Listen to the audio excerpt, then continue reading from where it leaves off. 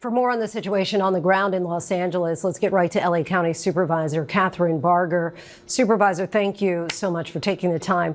Downtown Los Angeles now has a curfew, as you know. Last night, police still made hundreds of arrests. Do city officials and police feel that they're able to control the situation there?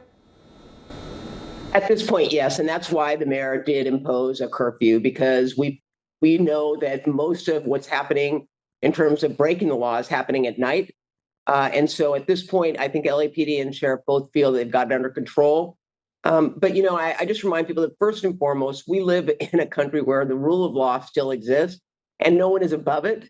And that includes how we approach immigration enforcement. I think that's something that is important to remember when we look at the people that are just opportunists, that are looting and attacking and doing things that, quite frankly, have nothing to do with the immigration enforcement. What role is the National Guard playing, and what coordination do they have with local law enforcement? The National Guard really is focused on protecting the federal buildings, which were under attack day one. But they were brought in early on, I believe, because the federal government did not feel that their agents were being protected. We saw rocks being thrown. We saw agents being attacked. We saw the buses being blocked. And so the National Guard is really focused on the federal buildings, and the law enforcement is out on the streets trying to control the protest.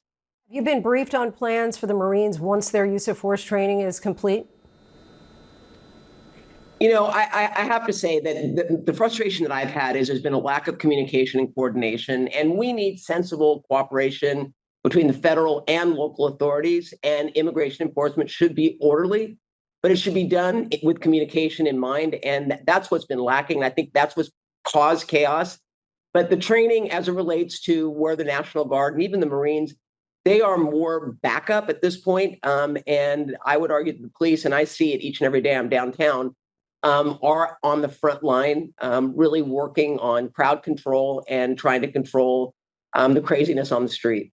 What are you hearing from your constituents about the ICE raids? My constituents are frustrated, quite frankly, with the leaders, and feel that as leaders, we should be working together.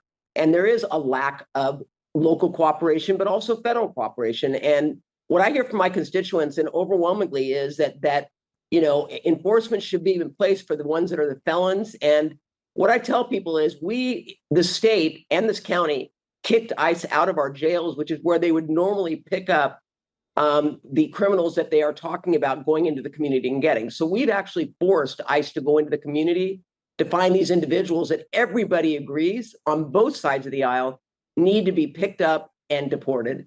But because we don't have a relationship in our jails, they are let out, and then it's up to ICE to go and find them in the community. And really, this is a byproduct of that, in my opinion.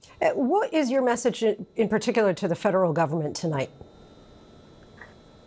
My message to the federal government is, we need to work together. There is no question that there's a referendum in play that the voters, this was something that President Trump ran on and was very vocal on. And so we need to work together, but it starts with trust. And I know there's a lack of trust across the board, because I've talked to some that say that the federal government's concern is that they work with local, that they're going to undermine the safety of the ICE officers that are going out and doing their job. So it's about building trust, and trust is earned. And it's something that, as a leader here, I stand ready to work with our partners, both at the federal, state level, to make sure that this is done in a way that really does protect the community, and is done to protect the community from these felons that, quite frankly, don't deserve to be in this country. Los Angeles County Supervisor Kathryn Barger, we thank you so much for your time. Thank you.